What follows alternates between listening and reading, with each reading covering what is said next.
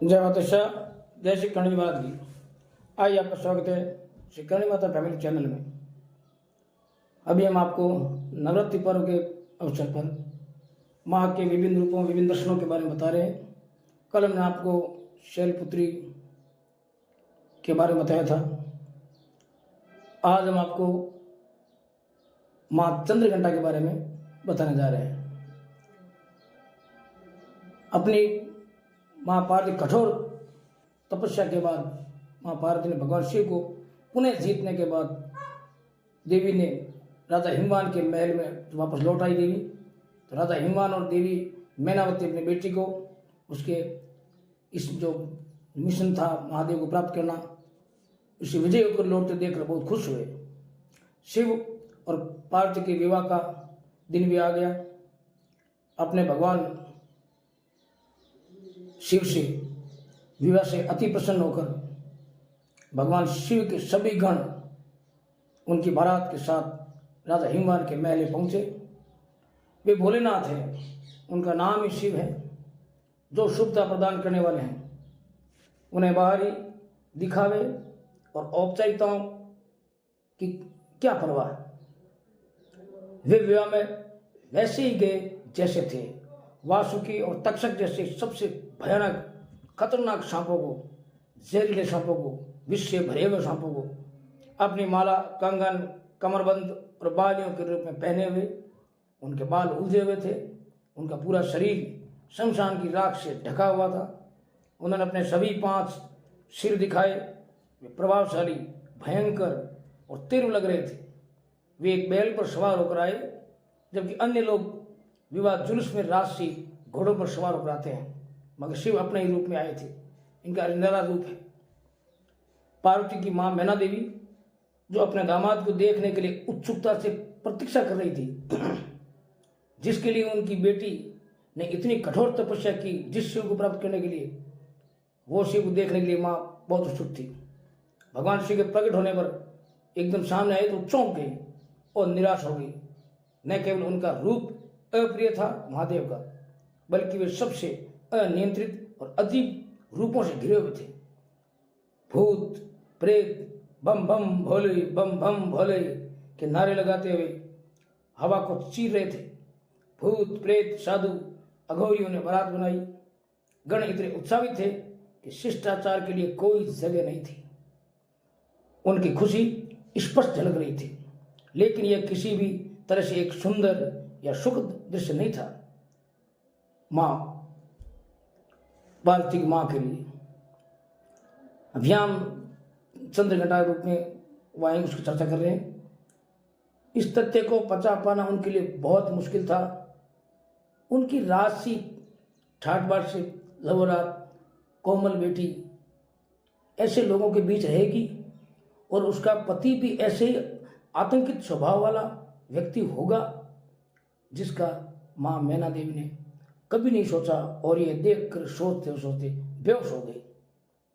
देवी पार्वती ने शिव तत्व को गहराई से आत्मसात कर लिया था, और जैसा कि हमने उनके ब्रह्मचारी स्वरूप में देखा है, वे सप्त ऋषियों के लिए शैव सिद्धांत भी की गुरु भी थी। फिर भी अपनी पूरी करुणा में उन्होंने एक मां के रूप में मैना की दुर्दशा को समझा।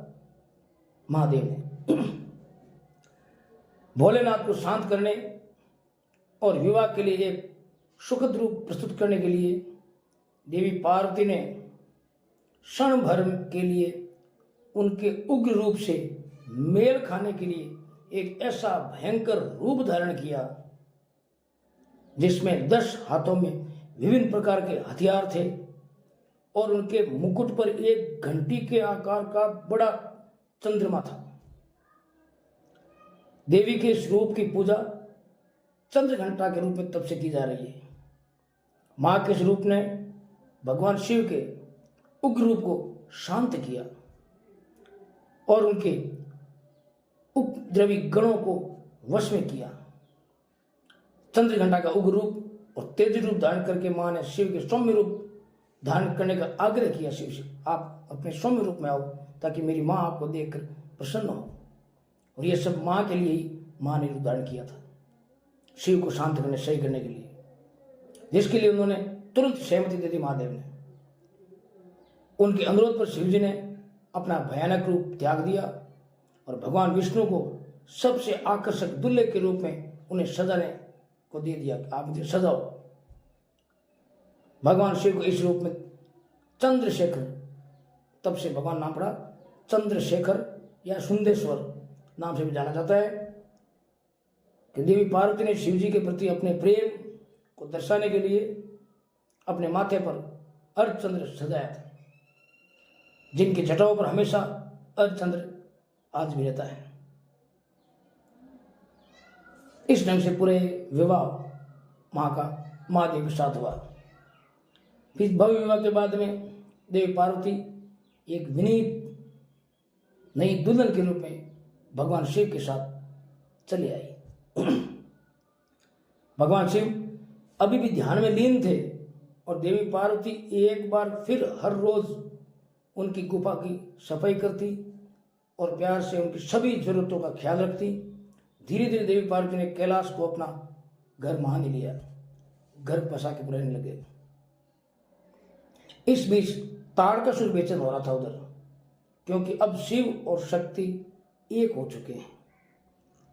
उसने नवविवाहितों के जीवन में सामंजस्य कैसे बिगड़े, यह सोच उत्साहित था वो, और उसको बिगाड़ने के लिए जटकासुर नामक दुष्ट एक चमगादड़ को भेजा।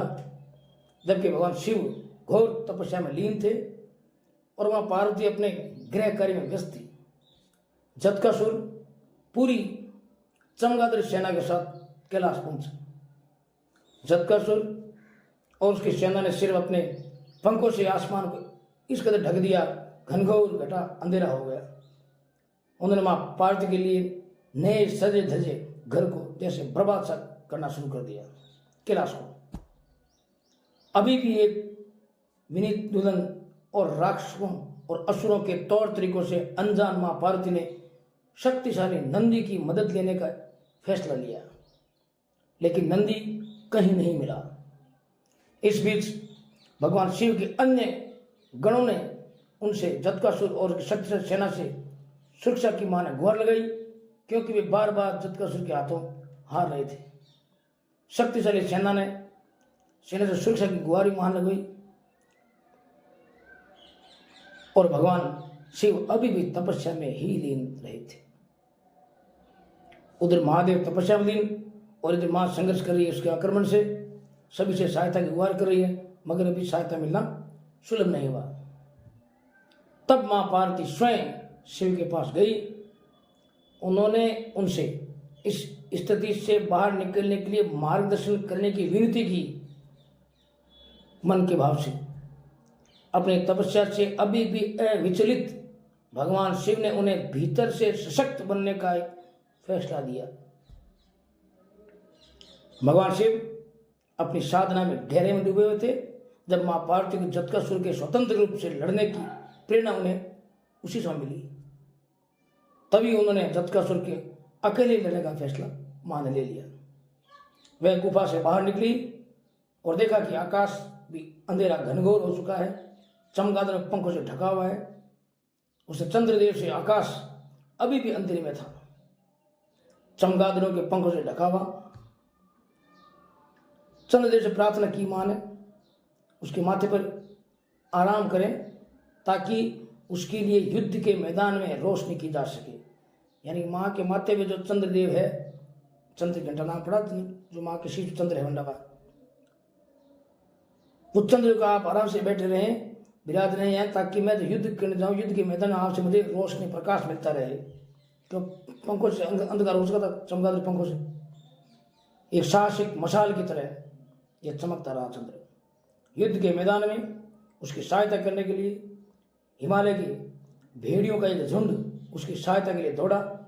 देवी पार्वती को जल्द ही पता चल गया कि जटकासुर को आकाश में चमगादड़ ने ऊर्जा दे दी है, इसलिए वे युद्ध के मैदान में एक बहुत बड़ा घंटा यानी एक घंटा लेकर आई है। घंटी इतनी जोर से बजा कि चमगादड़ों की आसमान से बिल्कुल साफ हो गया। जैसे ही भेड़ियों में से एक ने जटकासुर को घायल किया, देवी पार्वती ने घंटा से उसके सिर पर ऐसा वार किया जिससे वह वहीं एक वार में मर गया। माथे पर चंद्रमा और हाथ में घंटा लिए देवी के इस रूप को ब्रह्मादेव ने मां देवी चंद्रघंटा के रूप में महिमा मंडित किया। हे मां चंद्रघंटा, आज आप इस नाम से हम आपको पूजते हैं। वैसे यह कहानी एक इस बात का प्रतीक है कि अपने भीतर की शक्ति को पहचानने के लिए हमें दिव्य प्रेरणा की आवश्यकता होती है। जैसा कि भगवान शिव ने बाद में मां पार्वती से कहा, चंद्रघंटा के रूप में युद्ध उनकी असीम शक्ति को पहचानने के लिए था। हमारे जीवन में इसी प्रकार चुनौतियां भी हमारी पूरी क्षमता को प्रकट करने के लिए आती है। पूरे दिल से दिव्य प्रेरणा की तलाश करने से हम सही दिशा में आगे बढ़ने में मदद मिलती है। और वैसे ये नवरात्रि के 30 दिन नव दुर्गा के 30 स्वरूप के रूप में मां चंद्रघंटा की पूजा की जाती है। चंद्र का मतलब चांद और घंटा का मतलब घंटी। चंद्रघंटा का मतलब है जिसे चांद को घंटी के रूप में धारण किया, वह अपने सिर पर घंटी के आकार का आधा चांद सजाती है मां पार्वती। चंद्रमा का अर्थ मन। मन में उतार चढ़ाव आते रहते हैं। हम अपने मन से ही लड़ते हैं। ईर्ष्या, घृणा जैसे नकारात्मक विचार हमारे मन में आते हैं और हम उनसे छुटकारा पाने के लिए संघर्ष भी करते हैं, लेकिन यह आसान नहीं है। आप अपने मन से छुटकारा नहीं पा सकते। मन आपकी परछाई की तरह है। जैसे ही हमारा मन किसी नकारात्मक भावना से ग्रसित होता है, हम निराश और बेचैन हो जाते हैं।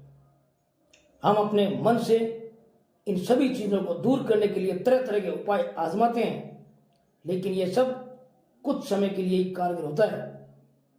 जल्दी मन फिर से वही आ जाता है। उससे छुटकारा पाने के लिए संघर्ष न करें, बल्कि इस मन से दोस्ती करें और इसे एक दिशा दें। यह केवल चिंतन, आत्मनिरीक्षण और साधना से ही संभव है।